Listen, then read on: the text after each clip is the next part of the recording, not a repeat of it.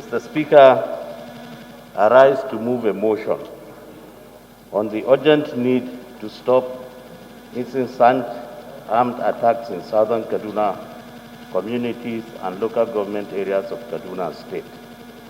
Mr. Speaker, the House notes that several communities across southern Kaduna have come under severe attacks by armed militia, which has left behind serious humanitarian crisis over thousands of internally displaced persons. Also note that in the last couple of months, most communities in southern Kaduna local government areas cannot go to farm as the invaders have taken over most of the villages and communities. Mr. Speaker, the House also concerned that the attacks have continued despite a 24 hours curfew imposed in most of the local government areas of southern Kaduna for several weeks now. The House also is concerned by the unfortunate armed attacks on Kukumdaji communities in Kaura local government area of Kaduna State on the night of Sunday 19 July 2020. Alarmed that no fewer than 19 persons were killed in the attack by gunmen who were heavily armed with sophisticated weapons. The House is also disturbed that yet to be an unidentified gunman had launched the attack on the village around 10:30 p.m. on Sunday night. Also disturbed that over 30 persons who escaped by the whiskers sustained various degrees of injury.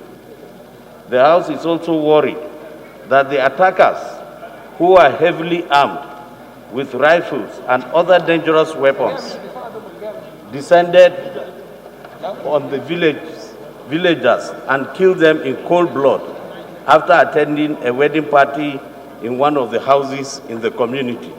Also worried that about 32 other people who sustained various degrees of injury were rushed to the hospitals, but unfortunately 2 of them died in the hospital.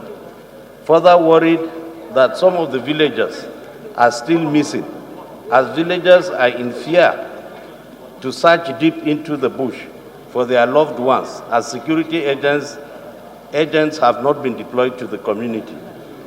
The House also recognizes that the combined effect of Section 4, subsection 1, Section 2, and Section 2A, 2B, and 2C of the Constitution of the Federal Republic of Nigeria 1999 as amended, which guarantees that the Federal Republic of Nigeria shall be a state based on the principles of democracy and social justice. It is hereby accordingly declared that A, sovereignty belongs to the people of Nigeria, from whom government through the Constitution derives all its powers and authority. B, the security and welfare of the people shall be the primary purpose of government.